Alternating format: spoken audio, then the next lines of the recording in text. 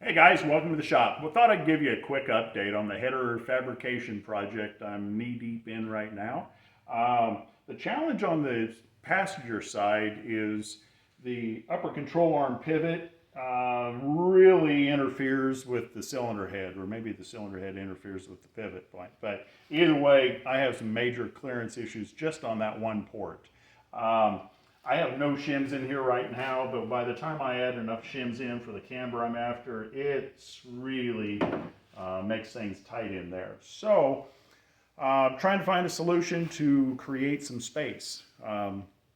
Last week I gave my buddy Rodney Prouty with suspensiongeek.com down in Tennessee, gave him a shout, sent him a picture, showed him what I was up against, and he came up with a recommendation of doing the Golstrad mod. Some of you are familiar with that. Dick Golstrad back in the day came up with a way to modify the mounting points of the upper control arm that move the mounting holes down about an inch and back about a quarter of an inch. His original drawing is out there everywhere on the internet. The template's readily available. The challenge with that is normally, I'm going to pull this guy out of here, but when you're doing that modification, you take the template online and you lay it in against the backside here. This is assuming your engine is not in the car. And then his template has the locations for the new holes. You mark them on the other side and then you drill it because your engine's not in the way. I'm not pulling my engine out to do this mod. I have enough going on. So my challenge was, how do I come up with a way to accurately locate them from this side, because you really can't put the template in there. So what did I do? I took the original, his original drawing, went to my CAD program and came up with this model here. So essentially the two pins here are the original mounting holes, and then these two guys here are the new location of the new holes. So this guy here, you can, whoops, let's turn him around right.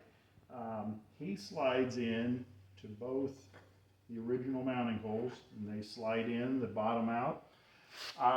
And now you've got the location of your new holes.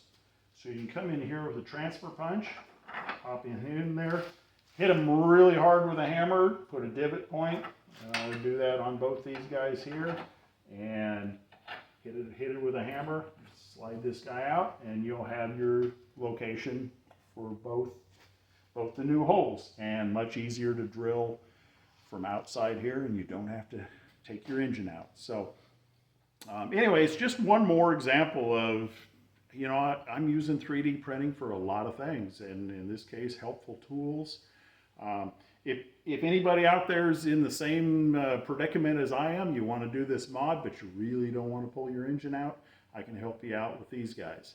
I've got both models for both passenger and driver side, because they are different. They're just a mirror image. Give me a shout. I'm happy to share these with you guys. If you need any help with your suspension or advice on suspension, give Rodney a shout with suspensiongeek.com. And yeah, I'll keep you updated on more progress as it is. But just wanted to share this cool tool with you. We'll talk to you guys later. Bye-bye.